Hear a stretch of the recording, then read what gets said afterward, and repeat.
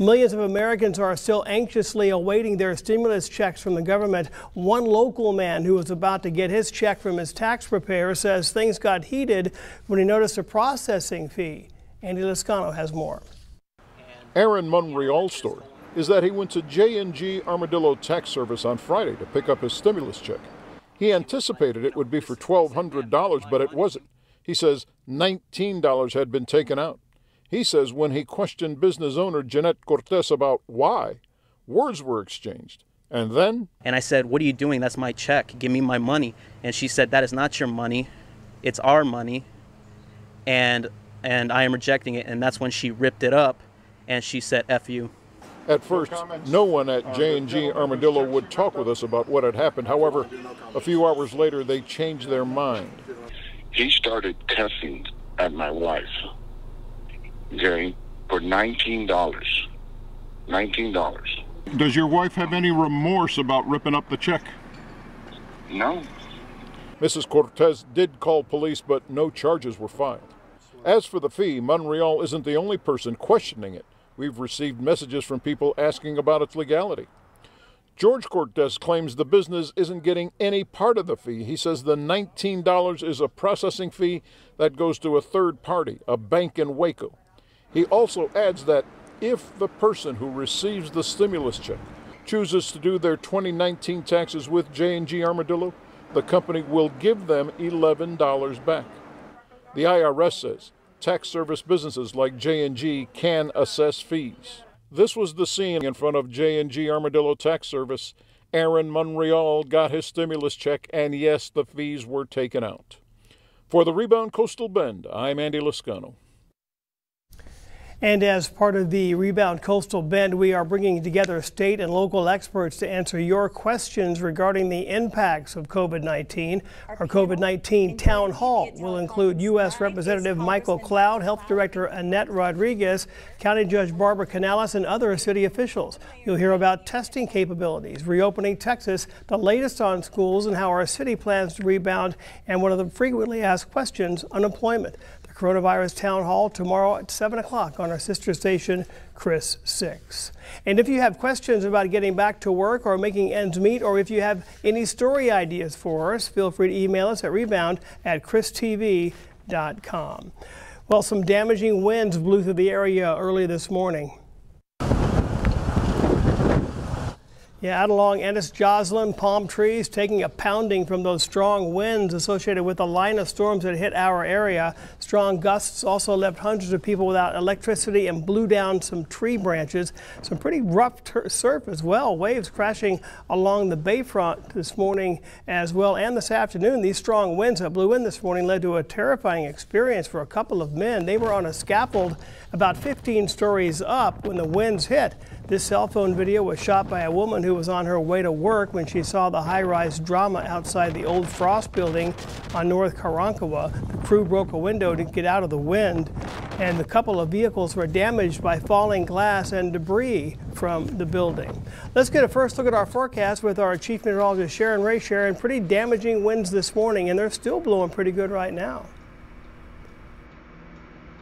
That's right, Drew. In fact, we were tracking this line of storms that was moving in. It was just north of Dallas last night at 9 o'clock, and that line was very organized and held together as it moved through. When you have thunderstorms, remember you have warm, moist air rising in ahead of those storms, and then behind it, when you get the rain falling from the storm, you get that cooler, drier air moving down very quickly, and that can cause some strong winds as that air falls, or it falls and accelerates, and it pushes out along the ground. And when you have these organized storms, you can get a wide area with called a gust front that causes this damage. And although many of us missed the rain, we certainly got the wind. You can see we were on the tail end of this front as it moved through the actual squall line. As you can see it pushing through between 7:30 and 9:30 this morning. But nevertheless, although we didn't see much rain, that wind was there, and we had gusts up to near 60 in Rockport this morning. Corpus Christi at the airport, 56-mile-an-hour winds, and 50-mile-an-hour winds at Port Aransas, Robstown 43. Well, it's still breezy out there, but a beautiful afternoon now. We have our northeast wind and temperatures are warm, but the humidity is dropping. I'll show you, though, when the heat and humidity return with our summer-like forecast when I come back. And coming up on Action 10 News, first at 4. British researchers are making coronavirus testing easier than ever before. I'm Ian Lee with when people could start testing from home.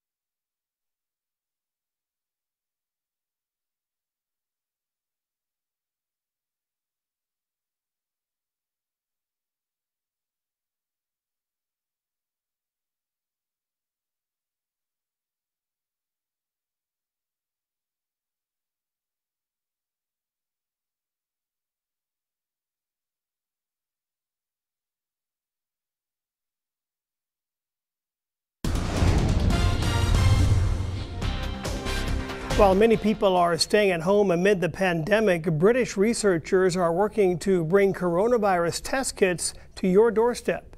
Ian Lee spoke with two brothers who believe they've made testing for the virus easier than ever before. Behind this door, two brothers are developing a new device they believe will get a grip on the coronavirus. At their lab in England, Harry and Ralph Lamble originally invented an at-home testing kit for the flu, but they've quickly adapted it to test for COVID-19. So it could be used in the workplace to screen employees to allow them to know they can safely go back to work, or even one day it could go out to mass consumer use. Currently, coronavirus tests require large machines and a lab, but the brothers have simplified the process. They say it's as easy as a home pregnancy test with results in about 10 minutes. Governors in the U.S. say mass testing is crucial to lifting the lockdown.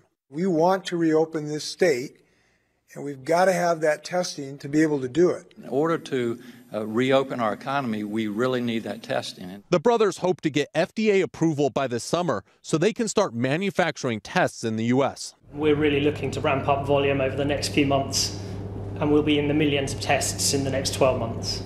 It's not a silver bullet, but mass testing could get the world up and running again. Ian Lee, CBS News, London. And coming up on Action 10 News First at 4, the CDC has updated its social distancing guidelines to include household pets amid this ongoing pandemic. We'll have details after the break.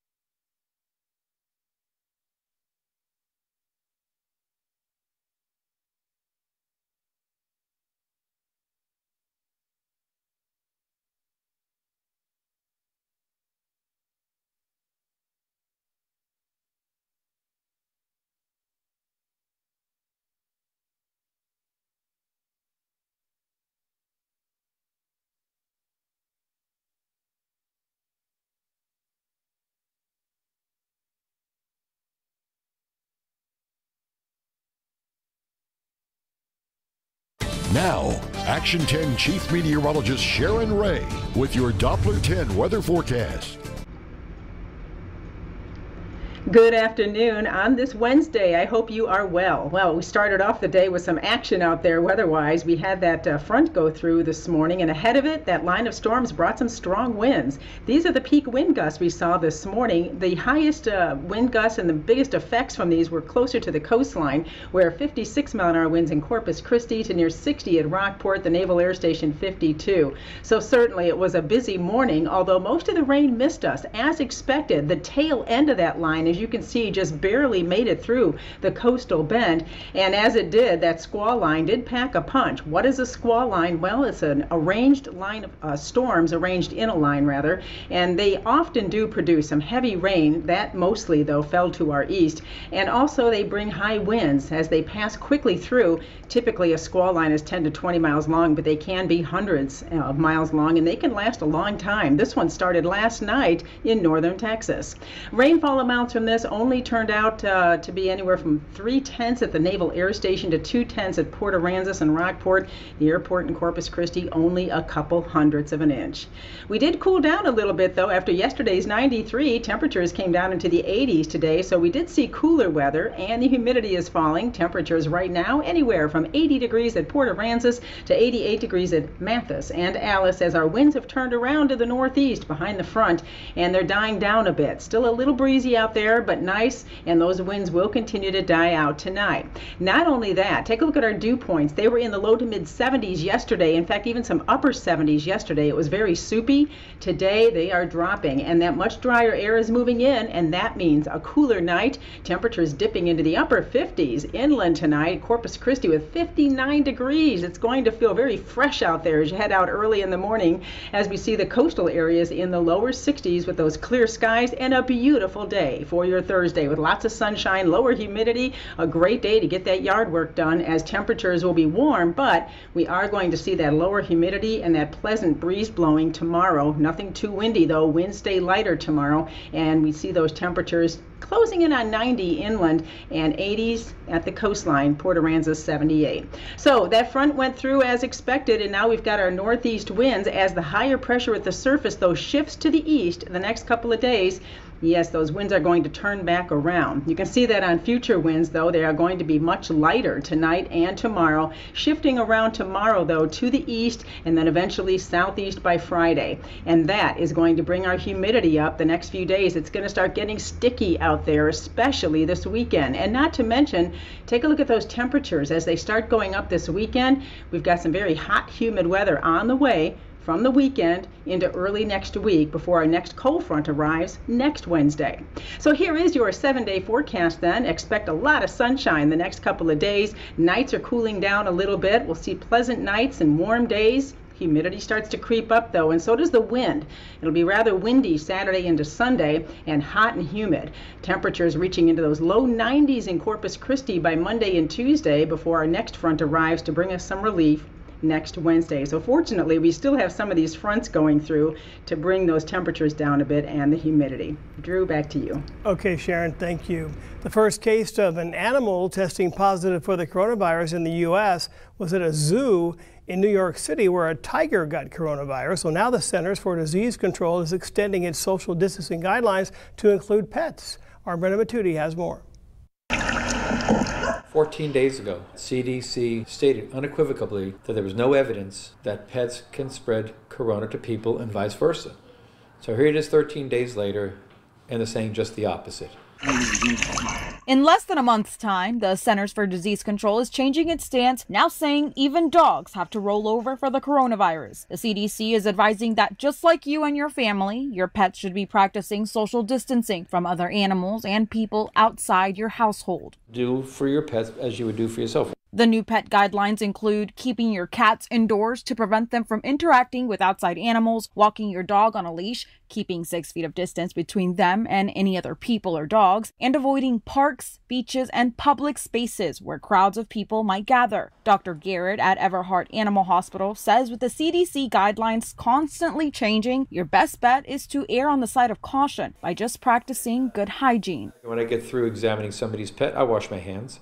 When in doubt, wash your hands. The CDC says their information on the coronavirus is limited, but they believe the risk of animals spreading COVID-19 is still low. Reporting in Corpus Christi, Brenda Matuidi, Action 10 News. And coming up on Action 10 News, first at 4, researchers at NASA have joined the fight against the coronavirus in a unique way. Those details coming up right after the break.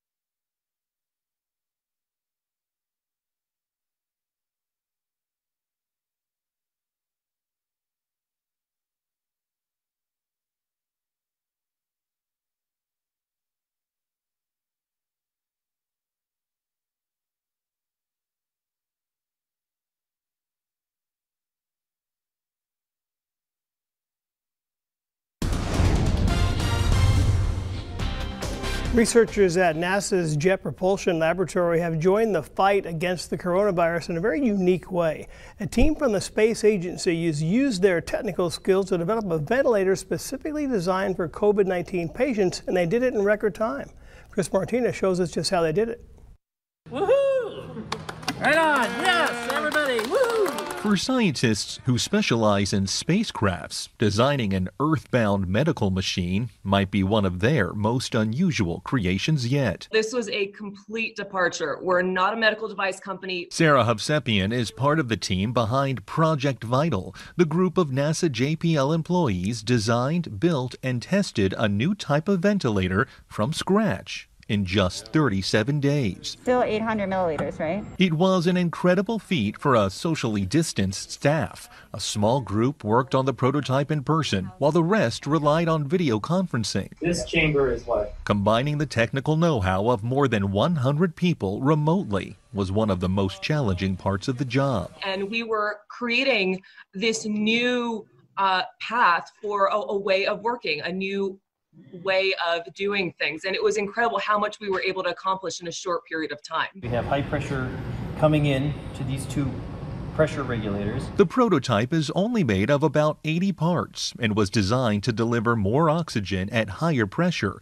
something doctors say is needed for many COVID-19 patients. Testing at Mount Sinai Hospital in New York has so far proven the project a success. We have the potential to save human lives, people that we might know, our neighbors, our families. And that intensity, it's amazing. It's amazing. A technological triumph at a time it's needed the most.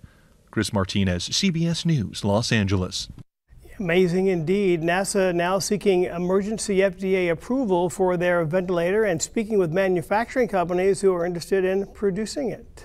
Well, this morning's strong winds we told you about earlier took its toll on us as well right here. The strong winds knocked down our TV tower near Robstown. Luckily, no one was injured, but the collapse caused us to lose our over-the-air signals for Chris TV, CW, KDF, Grit, and Court TV for a few hours. This affected those of you who get our signal using an antenna as well as on your satellite dish. If you are having issues receiving any of those channels, we recommend that you rescan your TVs. Still to come on Action 10 News First at 4. President Trump welcomes news about an experimental drug to treat coronavirus patients. I'm Skyler Henry at the White House, where Dr. Anthony Fauci shared early results from a clinical trial.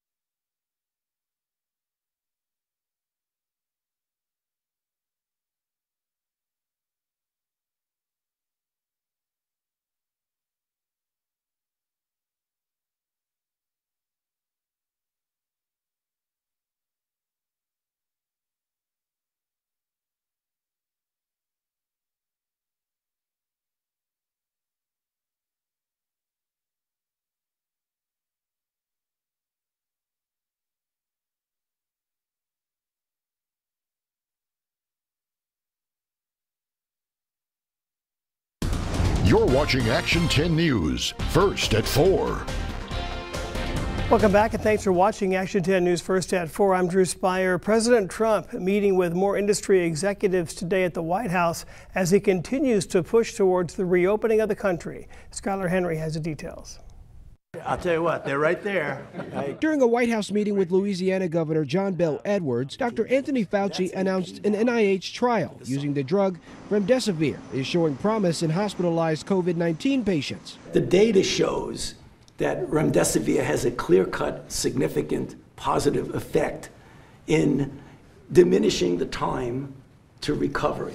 What it is proven is that a drug can block this virus. Dr. Fauci says more drug trials can build on those results. The administration's latest 30 days to slow the spread guidelines are set to expire this week, and the president hinted they won't be extended. They'll be fading out. The current guidelines, I think you can say, are very much incorporated in the guidance that we're giving states to open up America again. Over on Capitol Hill, the House Speaker and Majority Whip discussed a new coronavirus oversight panel. I'm proud to appoint distinguished and accomplished leaders to the committee who will assure that our coronavirus response puts working families first. Democrats are also calling for more relief funding for the states. It's about what they did in terms of what they spent on the coronavirus and what their revenue loss is. But that's not the president's priority.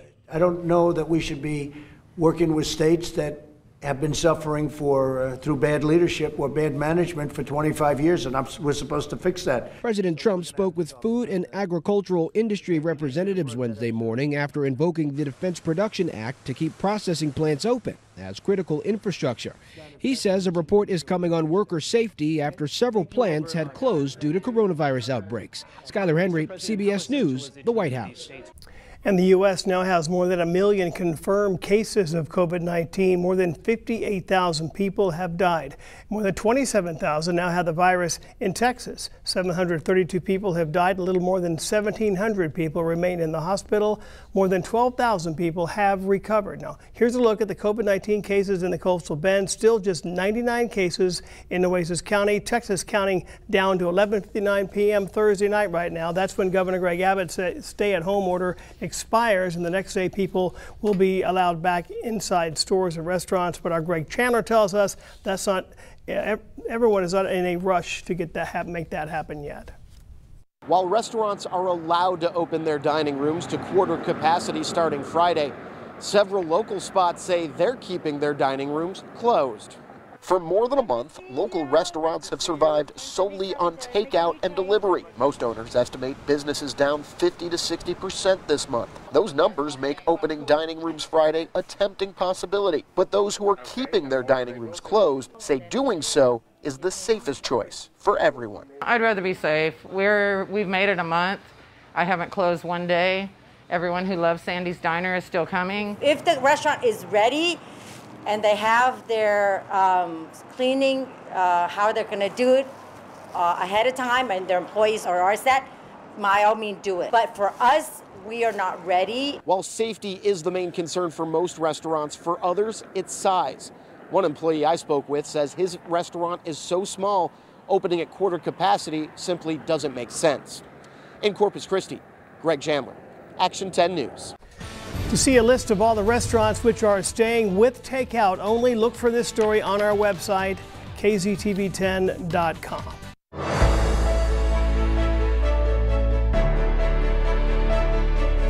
And here at Action 10 News, we want to help you navigate through a frustrating and vulnerable time in our nation's history. So we have created the Rebound Coastal Bend. Now, the current financial crisis has left many in and around the Coastal Bend unemployed for the first time. And while federal, state, and local aid is available, it's not always easy to access. We're here for you through the Rebound Coastal Bend. We'll tackle unemployment issues, showcase inspirational stories of reinvention, and hold local and state leaders accountable for seeing us through the financial impact of the coronavirus. Whether it's leading you to resources to manage the pressure or just showing you who's hiring, the Rebound Coastal Bend will help you bounce back. Millions of Americans are still anxiously awaiting their stimulus checks from the government, and one local man who was about to get his check from his tax preparer says he got things heated up pretty much when the notice of processing fee was involved. Andy Lascano has more.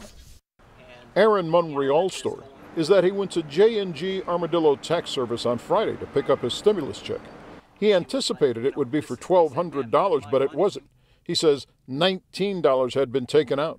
He says when he questioned business owner Jeanette Cortez about why, words were exchanged. And then? And I said, "What are you doing? That's my check. Give me my money." And she said, "That is not your money. It's our money. And I am rejecting it." And that's when she ripped it up. And she said, "F you." At first, no one at J&G Armadillo would talk with us about what had happened. However, a few hours later, they changed their mind. He started cussing at my wife, okay, for $19. $19. Does your wife have any remorse about ripping up the check? No. Mrs. Cortez did call police, but no charges were filed. As for the fee, Monreal isn't the only person questioning it. We've received messages from people asking about its legality. George Cortez claims the business isn't getting any part of the fee. He says the $19 is a processing fee that goes to a third party, a bank in Waco. He also adds that if the person who receives the stimulus check chooses to do their 2019 taxes with J&G Armadillo, the company will give them $11 back. The IRS says tax service businesses like J&G can assess fees. This was the scene in front of J&G Armadillo Tax Service. Aaron Monreal got his stimulus check, and yes, the fees were taken out. For the Rebound Coastal Bend, I'm Andy Lascano. Well, the first round of loans for the Paycheck Protection Program faced a lot of backlash when large companies who didn't need the money were receiving it. A group called Facts Squared went through Securities and Exchange Commission filings and found at least $900 million in forgivable small business loans went to more than 200 major companies. It had nothing to do with them disclosing, so to speak, with the SBA or anything else. It was just going through another agency where they had to disclose to investors that we're taking this money. And that's how we pick it up. Now, more than a dozen businesses have committed to returning their loan money. The Federal Reserve is now publishing names of corporations receiving assistance under emergency programs. And as part of the Rebound Coastal Bend, we are bringing together state and local experts to answer your questions regarding the impacts of COVID-19. Our COVID-19 town hall will include U.S. Representative Michael Cloud, Health Director Annette Rodriguez, County Judge Barbara Canales, and other city officials. You'll hear about testing capabilities, reopening Texas, the latest on schools, and how our city plans to rebound, and one of the most frequently asked questions, unemployment. The Coronavirus Town Hall tomorrow at 7 o'clock on our sister station, Chris 6.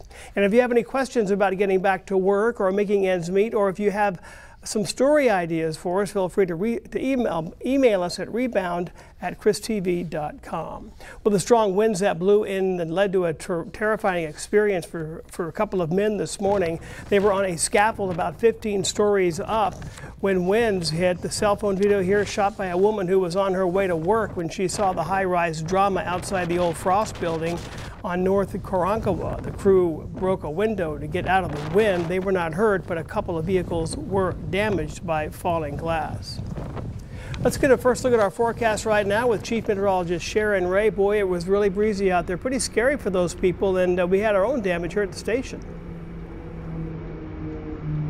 That's right, yeah. And what we saw last night was a squall line. We were tracking this at 9 o'clock last night. It was just north of Dallas, and it traveled all the way down to the Central Coast by this morning. And with that line, it did bring a lot of strong and severe storms. We were included in that, although we didn't see much rain. We got the gust front, and as a result, take a look at these wind speeds. The highest wind speeds were closer to the coastline, where we saw near 60-mile-an-hour wind gusts at Rockport, Kingsville with 55, and Corpus Christi 56-mile-an-hour winds early today, thanks to that cool air coming out of the downdraft of the thunderstorm, that heavier wind coming out of that rain which falls, and it forces the air to spread out along the ground, causing it to speed up. And that is where all that wind comes from. With these organized storms, it can form a line, and a pretty large area can see strong winds.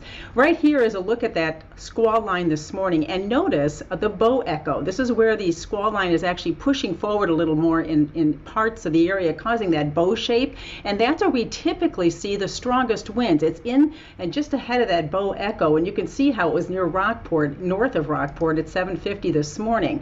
As that line moves south, though, you can see it weakened and flattened out a bit, and most of it went over the Gulf. Unfortunately, we missed the rain from it with just a little bit right at the coast.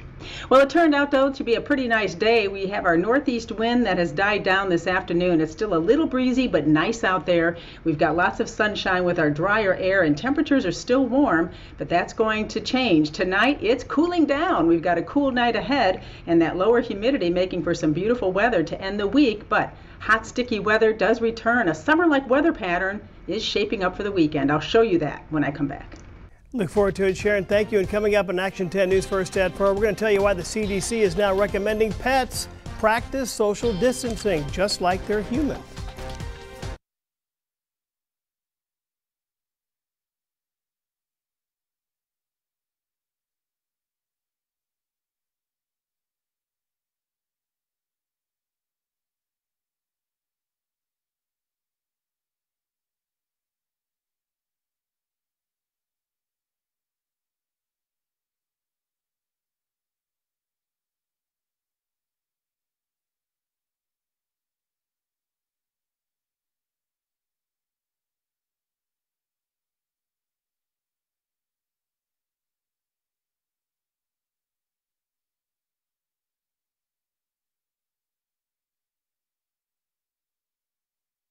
I heard the rap, and that's when I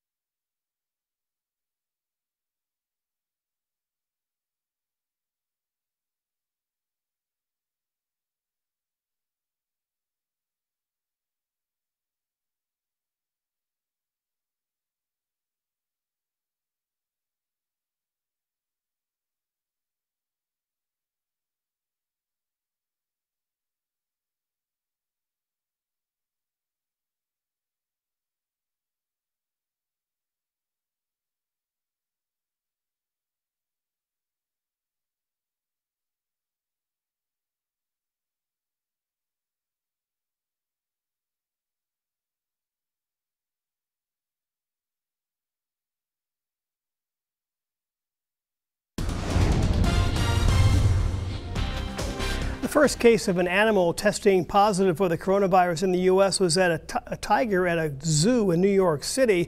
Now the Centers for Disease Control is extending its social distancing guidelines to include pets. Our Brenda Matudi has more.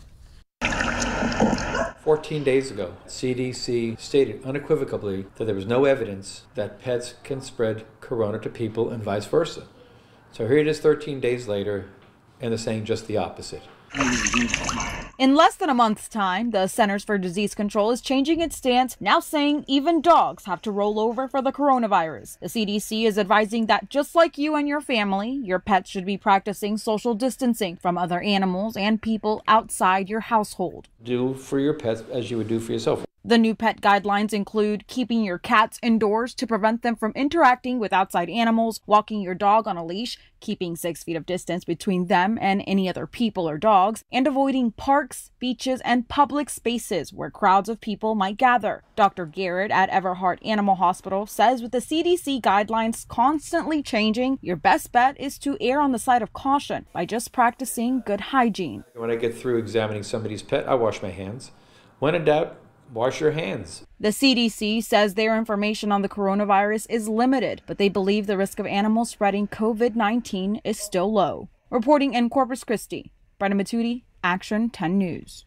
And still to come on Action 10 News First at 4, the San Francisco County Sheriff's Office is looking into complaints about a cemetery that's being trashed. We'll have that when we come back.